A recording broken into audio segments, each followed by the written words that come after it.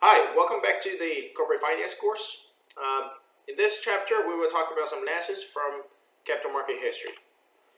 We will first talk about the returns, historical records, average returns, variability of returns, and some average returns. And then the second part, we will talk about the capital market efficiency, or the efficient market hypothesis, or EMH. First, the main message from the capital market history is that there is a reward for bearing risk. But we will learn a little bit deeper about what kind of risk that you bear will give you reward. Not all the risk that you bear will give you the reward. The greater the potential reward, the greater the risk. And this is called the risk-return trade-off. First, the returns. The total dollar return is equal to the income from investment plus the capital gains due to changes in price. We talked about the difference between investment and speculation. Okay. If you put your money into some asset and you expect that this investment, this input will give you some certain returns, that is a narrow definition of investment. If you're not sure whether your investment or whether your input into this asset will give you how much of the return, this is a speculation. For example, you bought an apartment and you rent this apartment to someone, and someone will pay you the rent. And you sign the contract with him or her. And the rent is a fixed number. And this is a fixed income investment. You speculate that this apartment will appreciate in value. Today you spend $1 million to buy it, and you expect in 5 years it's going to be $1.2 million, but you're not really sure. What do you do? What do you know about the earthquake, right? Like, what if an earthquake or there will be more supply in apartments in this area? Then maybe the value of this apartment will go down. So you're never sure about the future price of this asset that you put your money in. So that is called capital gains. And that is the speculation part of the return. Well, sometimes we just call all the returns as the returns from the investment, but the narrow definition for the investment is the investment from a given and relatively certain return from your money into some asset. You want to recall the definition or the equation for year to maturity when we are learning the bond pricing, right? The year to maturity is the average return for every period of bond investment, and it is equal to two parts: current yield and capital gains yield. The current yield is what you get from the coupons. The coupons are like the rent. Every period, according to the contract, you're going to be paid some money, and that is the current yield. Or the rent, if you buy the current yield if you buy bond, and it's rent income if you buy an apartment. Capital gains yield is equal to the value change, the market value change of this bond. Think about the example. You bought a bond for $950 1 year ago. You have received 2 coupons of $30 each. You can sell this bond for $975 today. What is your total dollar return? You want to calculate your current income from investment, or the current yield, and the capital gains yield separately. Then sum them up. What is the yield is a percentage, okay, with a percentage return. Now we just calculate the dollar return, the return in terms of the dollars, the absolute value of the money. you receive the 2 coupons of $30 each. So in total, you have an investment income of $60. And now you sell your bond for $975 compared to the price that you bought this bond. You had a $25 appreciation in value. So the total dollar return is equal to $60 plus $25, which is $85.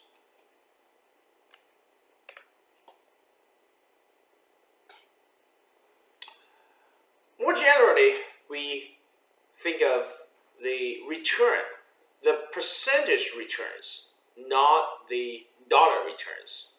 Okay? Because in dollar returns, it's kind of misleading. Like someone said, hey, I'm a $100 return. And it's like, well, just $100. Someone said, like, I made a $1 million return. And you say, wow, $1 million. But if you ask someone, like, how much money did you put in to the investment to make $100? It has $1. He uses $1 to make $100. And for the other person, you ask, like, how much money you put in to make $1 million. He said, like, $100 million. So it's like, wow, if you just save this $100 million into the bank, you can get maybe $2 or $3 million. So $1 million is not really surprising. Okay, so to compare the scales of investment or the returns, we usually use the percentage returns. The dividend yield is equal to the income divided by the beginning price. It's kind of like the current yield is equal to the coupon income divided by the bond price, which is the beginning price that you use to buy this bond. And capital gains yield is equal to the ending price minus beginning price, and the difference divided by the beginning price. Remember, divided by the beginning price, not the ending price. Okay, because the beginning price is the money that you use to buy this asset, not the ending price. For example, if you use the $100 to buy this bond, and next year, the beginning price will be the $100, and next year the market value raises to $120. Then the difference is $20. You should use the $20 divided by the $100, not $120. The reason is that the idea is that you use $100 to make this $20 in 1 year. That's why your capital gains yield is 20 divided by 100, which is 20%. And the total percentage return is equal to the sum of dividend yield plus the capital gains yield. Think about the example. You bought a stock for $35 and you received a dividend of $1.25. The stock is now selling for $40. What is the dollar return? The dollar return is, first, the dividend return $1.25 plus the difference of the stock price, $5. So in total, you got $6.25. But what is your percentage return? The dividend yield is the dividend, 1.25, divided by the beginning price, okay, 35, so which is 3.57%. And capital gains yield is a difference of the market value appreciation divided by the beginning price. It's $14.29, and they sum them up, and the total percentage return is $17.86. This is a stock return. This is a stock return in such example. In the very first class, we talked about the different financial assets, stocks, bonds, and alternatives. Now we just don't think about alternatives. We just focus on stock and bonds. Stocks and bonds are different. and stocks are different from other stocks. We have the small company stocks, the large company stocks. We have the government bonds. We have the company bonds. We have long-term government bonds. We have short-term government bonds. Short-term government bonds are also called treasury bills in the U.S. Okay. This is a historical investment returns into different kinds of assets from 1925 to 2013. Okay. We normalize a year-end 1925 price as $1. So suppose that you put $1 into some asset in 1925, almost 100 years ago. And how much value you will have in 2013.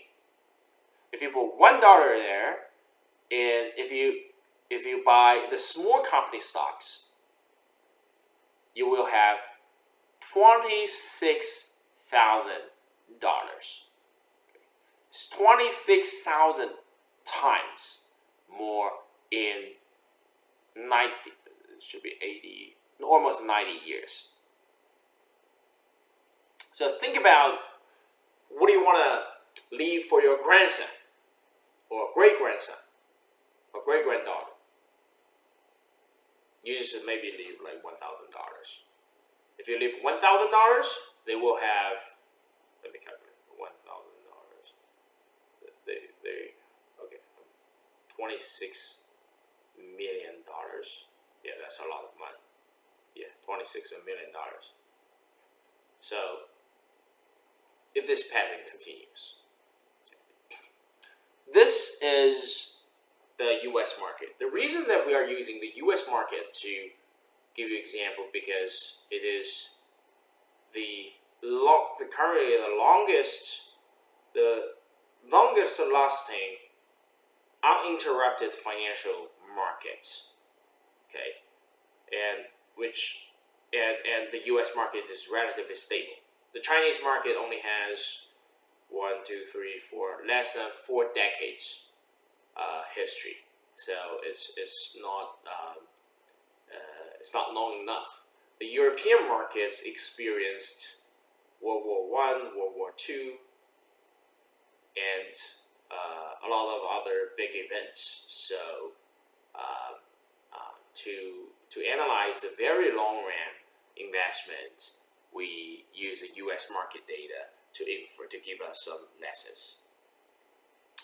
If you invest $1 into the large company stocks, you will only have $4,676. You find that this is almost just 1/4, or 1/3, or 1/4. 1/5. It's only 20% of what you have than investing into the small company stocks. Why that? This is because if you invest $1 into a small company stock in 1925, very large probability your company has already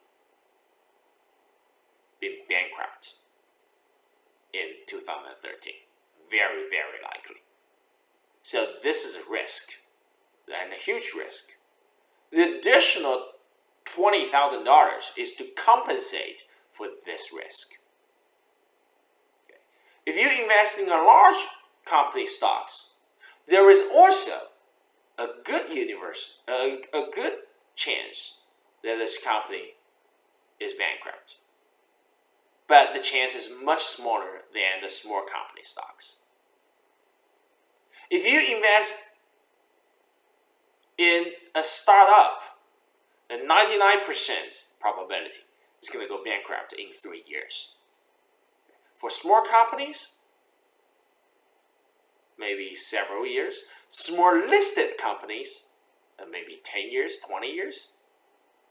Very large companies, maybe 50 years. Okay.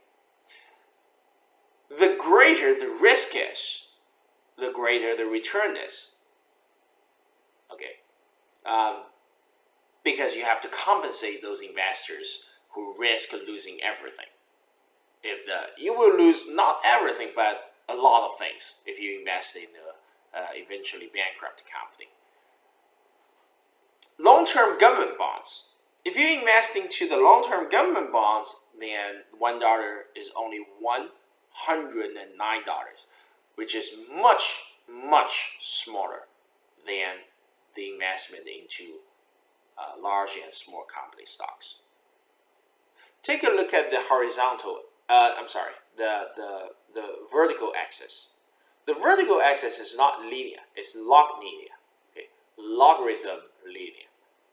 So you see, the same distance doesn't mean the same dollar difference. The same length here is indicating the 10 times growth. Okay, so actually, the small company stocks return line is not linear, it's exponential. It's exponentially increasing. The average returns for these different investors are presented in this page.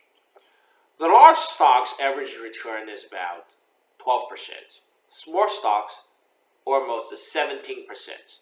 Long-term corporate bonds about 6.3%. Why the corporate bonds return much smaller than the stocks return? We talked about this when we are talking about the bond pricing. It is because the bondholders are senior than the stockholders. If a company is going bankrupt, the bondholders will get the money first from the remaining value of this company. If the bondholders get everything that the company left, then the stockholders will get nothing. Okay. So stockholders bear greater risk and they require greater returns. The long-term government bonds average return is about 6%. U.S. Treasury bills return on average from 1925 to 2013 is about $3.5. The inflation is about 3.3%. However, these numbers do not apply to our current days. Today, in 2020, the Treasury bills return is much, much smaller than this. Actually, it's becoming much smaller after 2008. After 2008 financial crisis, the governments, not only in the U.S. but also worldwide, the governments issued a lot of liquidity into the market by increasing the money supply. So money is also, we talked about in the very first class, when money supply is going up, the price of money is going down. The price of money is interest rate, so it's going down. In a lot of European countries, their treasury bills return is close to zero. Okay, 3% is too high for today. Risk premiums. It is about the extra return earned for taking on risk. Remember, this is a very important concept. Risk premium is not risk. Risk premiums are in percentage, but it's not risk. Risk premiums are the extra returns. So risk premiums, the premium is a premium on returns, not the risk. It's a premium you get because of this risk. Okay, so it's extra return. It's not a risk. Treasury bills are considered to be risk-free, U.S. Treasury bills, because the market expect that the probability that the U.S. government is, the United States, this country, is vanished, like is defeated, and this country just disappears, this probability is almost a zero. So that's why this country's government's debt is considered risk-free. Okay, especially the 3-month treasury bills, T-bills. So the probability that the U.S. government is disappearing, is defaulting, cannot pay the money in 3 months is zero, or almost zero. Nothing is zero, but almost zero. The risk premium is a return over and above the risk-free rate. So if you have any assets return, you use it to minus the 3-month T-bills interest rate. That is your risk premium.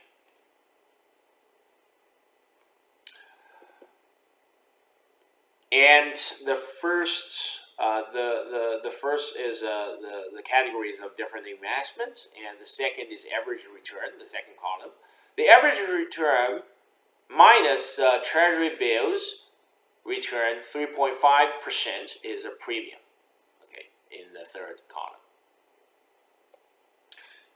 And this figure is presenting the frequency distribution of returns of large company stocks. You see that in many years, so like each number indicating a year, in many years, the average large company stocks return is between 0 and 40%. Okay, 0 and 40%. Some years, like it's negative.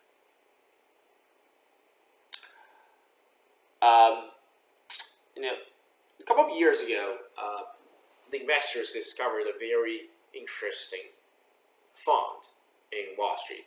This fund has been running for almost 100 years. It's a very automatic algorithm.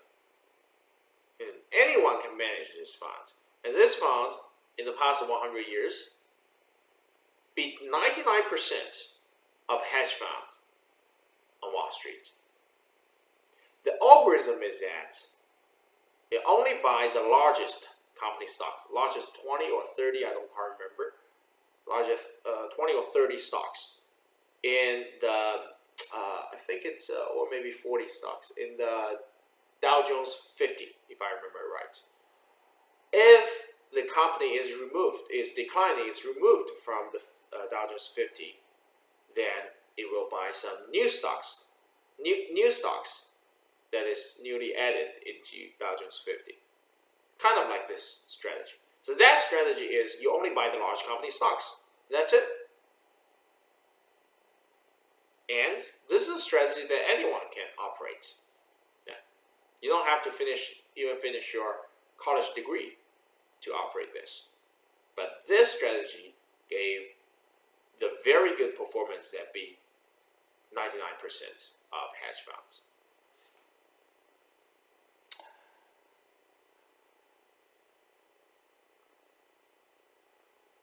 So the managing funds are not that difficult, some people suggest. Variance and standard deviation. How do you measure the risk? Well, we actually will talk about this in the next chapter. So here we just give a very brief preview. The variance and standard deviation measures the volatility of asset returns. The greater the volatility, the greater the uncertainty. Okay, and standard deviation is square root of variance. Here is a practice question. It will be covered in the tutorial, but you better just practice by yourself after you take the next chapters. You watch the next chapter's video. This is historical returns and standard deviation. The larger the standard deviation, the more volatile the risk of this assets return is. If you look at the U.S. Treasury bills return, you see like it's almost clustered in the middle. So, and the long-term government bonds return is a bit dispersed. The long-term corporate bonds return is even dispersed, and the small companies stocks return are the most dispersed, meaning that the risk is much larger. For US Treasury bills, you know that your return, very large probability your return is between like this percentage, and the horizontal axis is the percentage return. Okay, it's between this and this, probably like 3 to 4%. But for small companies, it can be very negative to very positive. So the risk is greater. And we call this distribution a normal distribution or Gaussian distribution. Normal distribution is a symmetric bell-shaped frequency distribution completely defined by its mean and standard deviation. Okay, mean is its middle, the average return, and standard deviation is calculated from a formula that we're going to detail in the next chapter. You see that for the small company stocks, the standard deviation is 32%, which is much larger than the U.S. Treasury bills standard deviation of only 3.1%. And this is the normal distribution. Okay. We use mu to indicate the mean and sigma to indicate the standard deviation. The probability, the 3 sigmas, meaning that this is a 3 standard deviations distance from the mean, and it means that any number, any return greater than the 3 times standard deviation or smaller than the minus 3 times standard deviation is very, very low. Okay, and the 3 sigma is 72.3%. That is, so this is the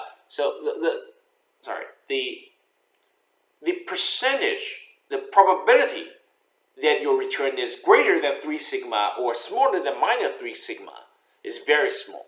How small? Less than 1%. Because from minus 3 sigma to plus 3 sigma covers 99% of the probability.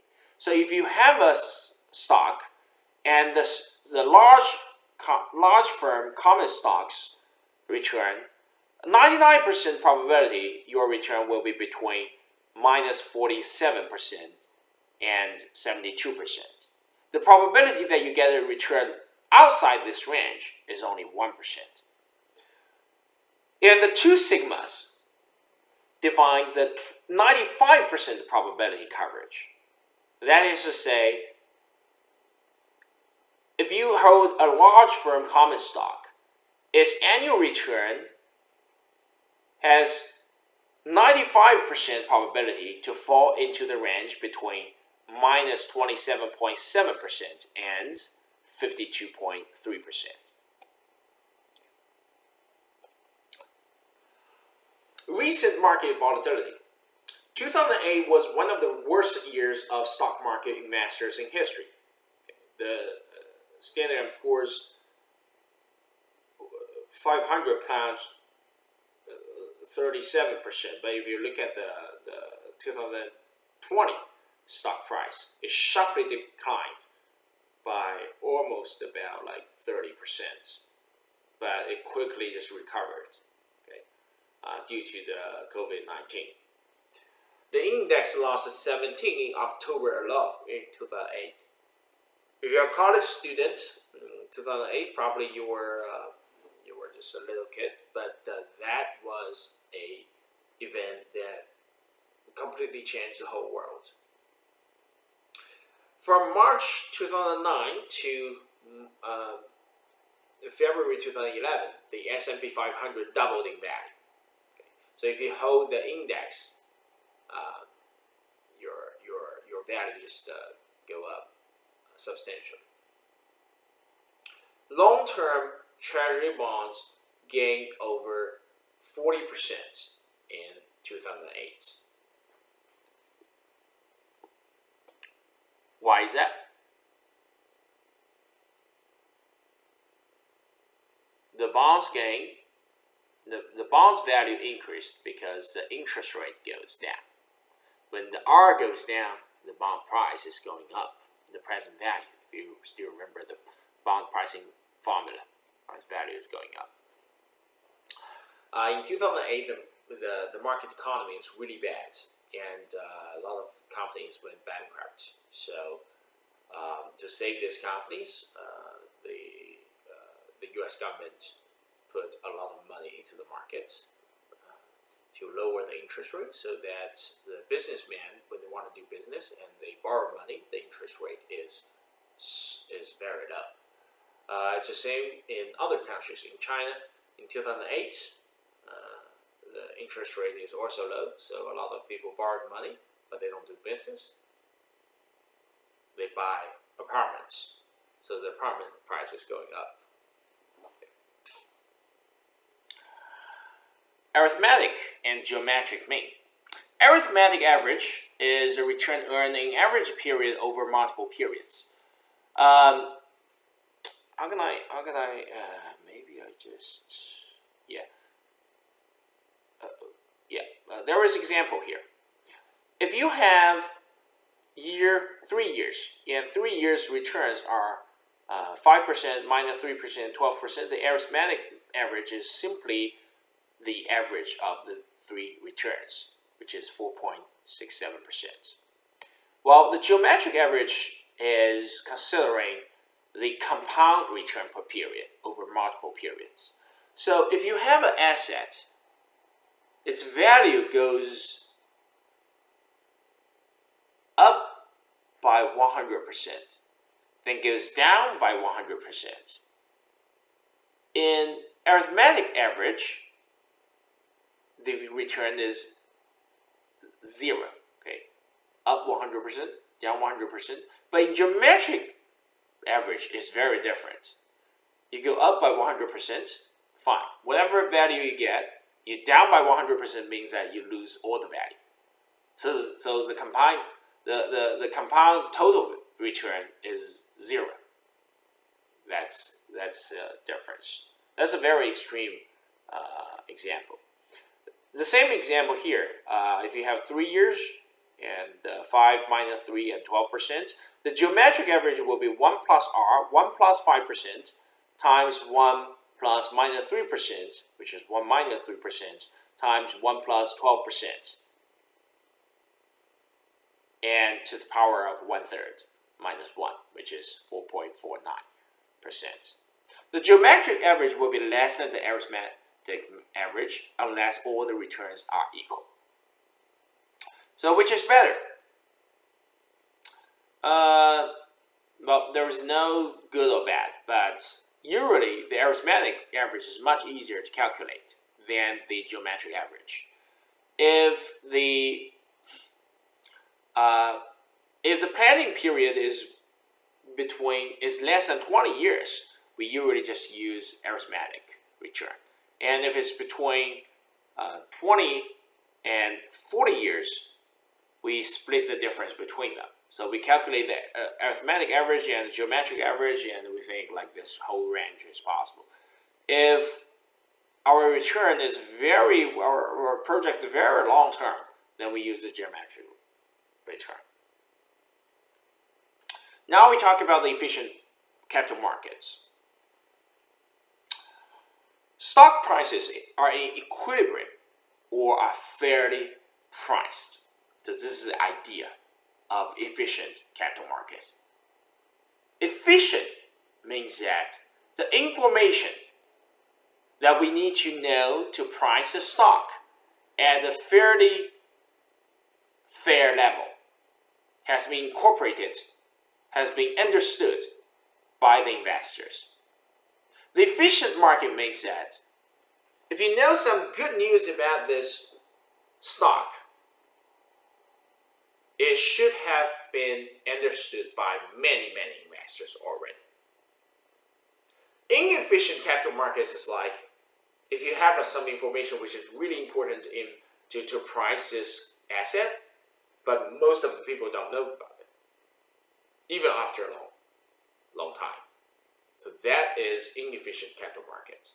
So the capital market's efficiency very much depends on how the information is spread. If this is true, then you should not be able to earn abnormal or excess returns. So what is abnormal or excess returns?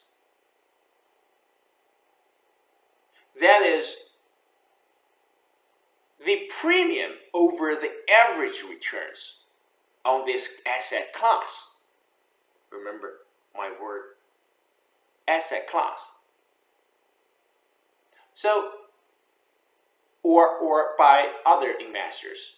Like we are all experts. We all understand, say, e-commerce fairly well. So, in an efficient market, if there is some news, then all of us investors, we should know this news simultaneously, and we trade it, and each of us earn 5%. There shouldn't be anyone earning, like say, 15%. There shouldn't even be someone earning 6%. If there is good news, we all earn the same return. So you don't have the abnormal return or the return above the average level. So that's the idea. It doesn't really imply that investors cannot earn a positive return in the stock market. You can, you still can. But you just cannot earn more positive return than the others for this particular asset class.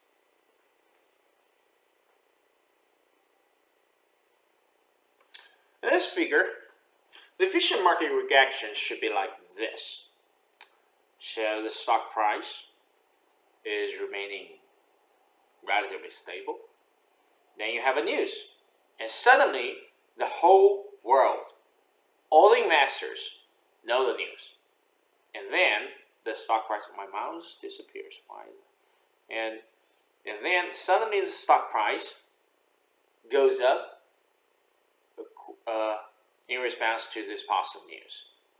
Then it goes stable again until the next good or bad news appears. But in reality, the stock price does not go like this. It goes either through some overreaction and correction or delayed reaction. And the delayed reaction is, we call it a momentum. The momentum is like is based on a rationale that the information is spread gradually through different information receivers. Some people know this good information, good news first, so they buy the stock, pushed up the stock price. And then the second group of investors know the news, then they buy the stock, pushing up the stock even further until the last group of people know the good news.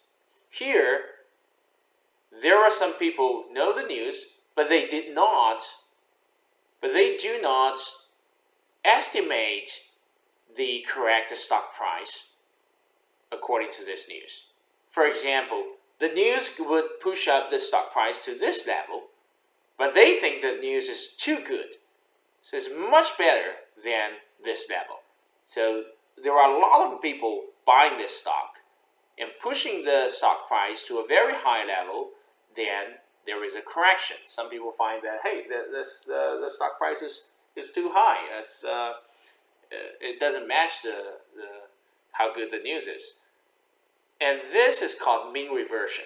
Okay, it goes up, then correction to the new equilibrium level. This is called mean reversion, and this is called a momentum. So what makes the markets efficient? There are many investors out there doing research. As new information comes to the market, the information is analyzed and the trades are made based on this information. Therefore, prices should reflect all available public information. If investors stop researching stocks, then the market will not be efficient. How can make the market efficient? Because there are a lot of investors. To make money, they need to research the stocks. For example, if the market price of the stock is like $5, but you really want to know what the fair price of this stock is. So you calculated its, you take a look at its all financial statements and calculated a lot of numbers and find that, and also you invested in its R&D, you know that some of its patent is about to be approved, and you know that some of the new products will be released, or that the whole market doesn't know. You know all of the things. Then you based on your calculation, you think the stock price is actually $7. So you just buy this stock. And gradually, more and more people are doing the research because very large probability you're not the smartest person in the world. So you do the research, other people can do the same research, and more people will know that this company is actually getting better and better. So more and more people are buying this stock, so the stock prices are going up. And the same logic applies to the stock prices way too high than its fair value. Then more and more people think the stock price is too high. Then based on their research, they just sell off the stock. And the sales will make the stock price go down. And more people find it out, more and more people sell the stocks, and the stock price will go down. So that makes the market efficient. In a very efficient market, the market price responds to the information is very quick. The change is very quick. Once you release the information, say, hey, some stocks, some companies is getting trouble, I can guarantee you that in 1 second, the stock market will respond. So this is this fast, 1 second. Now, because there are a lot of firms, hedge funds, mutual funds, they write a lot of programs to monitor the news. So once the news is released to some platforms, say Twitter, Facebook, not even the traditional media news providers, the textual analysis programs will capture this information and trade. Okay. Common misconceptions about efficient market hypothesis. Efficient markets do not mean that you can't make money. They do mean that, on average, you will earn a return that is appropriate for the risk undertaken, and there is not a bias in prices that can be exploited to earn excess returns. So that doesn't mean that you cannot make money. It just means that you cannot make too much money and too way high return. Okay. Now, in an efficient market, almost everyone can only earn, for small stocks, maybe like 10, 20, 30% return. In an efficient market, you do not expect yourself to earn 1,000% return from a small stock. You do not expect yourself to earn 200 return stocks from a large. Actually, my interpretation was a little bit misleading. You can expect if there is a really good news, but if you can make that percentage return, other people can make similar returns. Efficient market hypothesis means that everyone invests in the small company stocks, the same small company stock.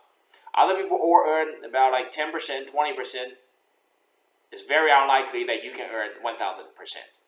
You probably can earn 30%, but other people must also have the ability to earn 30%. So in an efficient market, information is or public. So you do not have some. If you earn, this is getting deeper. The frontier research says you can earn the return, the maybe too high return, but that is due to luck. Okay, due to luck. If you invest in some assets, there were only two outcomes: you earn money, you lose money. Some people have a very good luck. So there is a very complicated set of econometric skills, technology to analyze whether you are making money because of luck or you're making money because you have better investment skills. So in efficient markets, if you earn money substantially higher than the others, then you are earning this money because of luck.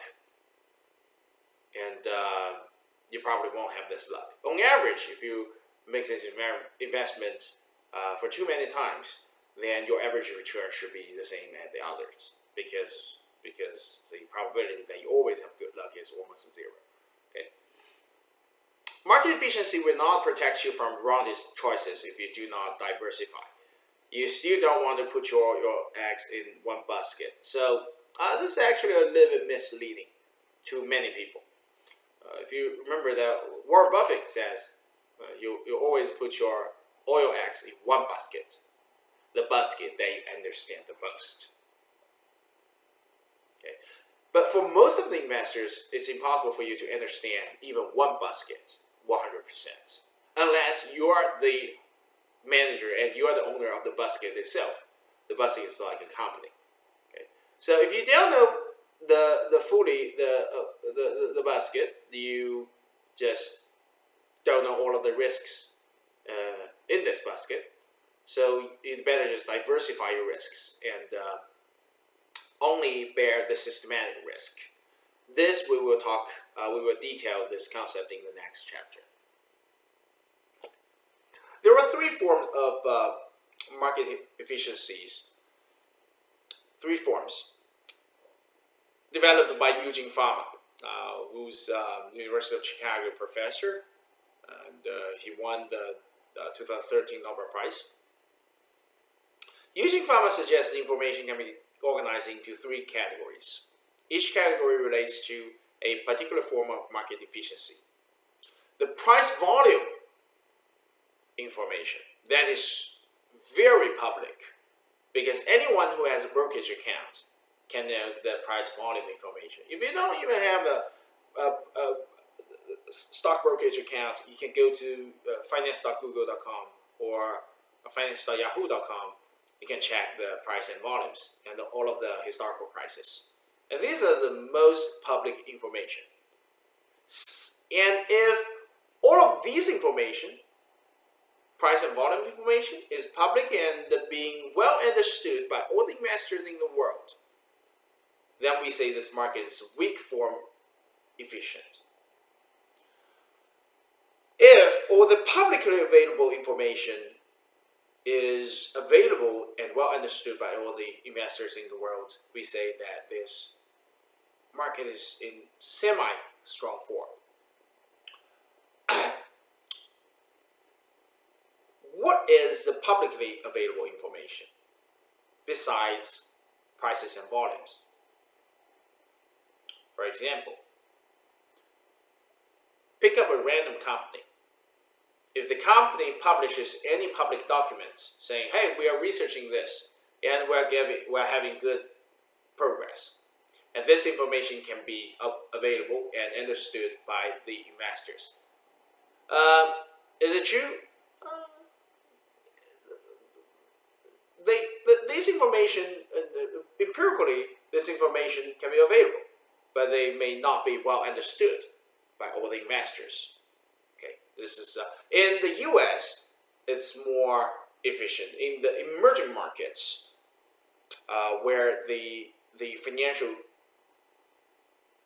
analytical the analysts are there are not too many analysts to dig out every publicly available information and interpret them.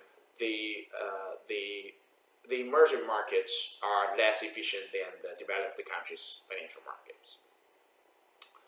In the semi-form, in the weak form, if the market is in weak form efficiency, then as an investor, you can make abnormal return. You cannot make abnormal return if you only rely on the prices and volumes trading information. So that means your technical trading skills do not give you abnormal return. If you just look at the candle, the candlestick lines, the candle charts, the technical. If you have a brokerage account, you open the brokerage the trading platform. You know that you have some like K line and different lines, MACD. These lines. If you only rely on these information, the weak form market efficiency tells you that you cannot make money. But if you can better understand the other publicly available information from, say, financial statements or some public announcements from each company, and you have enough energy and time to absorb and understand all of them, then you can make abnormal return. The semi-form, strong form, if market efficiency says, like in a semi-strong, efficient market, even you have all the publicly available information and the price volume information, you still cannot make abnormal returns because everyone else knows this information and will understand them. So in a semi-strong form market, efficient market, you need to have some insider information to make abnormal return, like some information that has not been released to the market, but you know it in advance. Well, insider information trading in a lot of countries is a crime, okay? Is a crime. This is to maintain the market's fairness. The strong form market efficiency is saying all information is available to the market, even the insider information. You probably will ask, how come this is not right? Like, if it's available to the market, then it's not an insider information. It's insider information, meaning that it's not available to the market. No, not really. So the strong form market efficiency is saying if your market is strongly efficient, then if you have the insider information, this information that you have the insider information is also known by the market. Gradually, people will know that you are the one who knows the insider information. So people will watch what you do with this stock. If you buy, they will buy. If you sell, they will sell. Because they expect that you have some insider information that they don't know, but they can infer what the information is, whether it's good or not, from your behavior. And they will dig out your information to infer the information to the financial assets. So that is a strong form market efficiency. The previous year's research shows that the developed markets are between the semi-strong form and the weak form. Recent research says, some say that it's just the weak form efficient. And some research even says they just use different econometric technology to test whether different information is correlated with stock price and the stock return. And they find that the stock market, even in the developed countries' markets, they may not even in weak form efficient. So the markets are generally not that efficient. So some people can still make abnormal return. But that doesn't really mean that you can always make abnormal return. Because if you want to make abnormal return, you should be much better than the others. Okay? So the weak form, or not even the weak form market efficiency, is just saying, in this market there are some people who can do better than the others.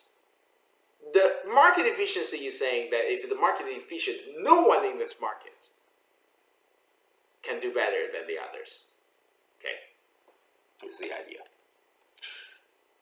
Then, okay, the weak form efficiency says the price reflects all past market information such as price and volume. Says you don't have to know all the public available information like the financial statements, because you only need to look at the price and volume, the trading price and volume. Because these other information sources are being absorbed, incorporated into prices. So if a market is weak form efficient, then investors cannot earn abnormal returns by trading on market information. Implies that technical analysis relying on, say, the candle lines, okay, candle charts, will not lead to abnormal returns. Empirical evidence indicates, positive empirical evidence indicates the markets in general weak form efficient, but recent research evidence says, like in many markets, they are not even weak form efficient. Well, if your final exam have this question, you still say like it's weak form efficient. Okay. Semi-strong form information implies that the price reflects all publicly available information, including the trading information, annual reports, press release, etc. If the market is semi-strong form efficient, then investors cannot earn abnormal returns by trading on public information. It implies that fundamental analysis will not lead to abnormal return. Fundamental analysis is the analysts reports and analyze the stocks based on their financial statements, press releases, and on-site investigation. That is the fundamental analysis. Fundamental analysis is a concept versus the technical analysis. The technical analysis only relies on the price and volume trading, the historical price and volume information. But the fundamental analysis will rely more on the annual reports and the other publicly available information. In strong form efficiency, prices reflect all information, including public and private information. If the market is strong form efficient, then investors could not earn abnormal returns regardless of the information they possessed. If empirical evidence indicates the market are not strong form efficient, and the insiders could earn abnormal returns. If you are an insider, you can always make money. Okay, there were some quick quiz questions. You can practice as homework or discuss with the TA in the tutorials. Okay, and there is also a comprehensive problem. You should spend some time on this, and it very likely will be covered in the final exam. Okay, thank you. And in the next chapter, we will talk about the CAPM model and the risk and the standard deviation and how to manage the risk.